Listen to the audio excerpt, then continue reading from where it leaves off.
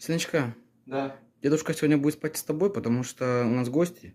Ну, мам, он же храпит очень сильно. Ой, да не сильно он храпит, ничего страшного. Ну, мам. Одну ночь потерпишь. Ладно. Давай.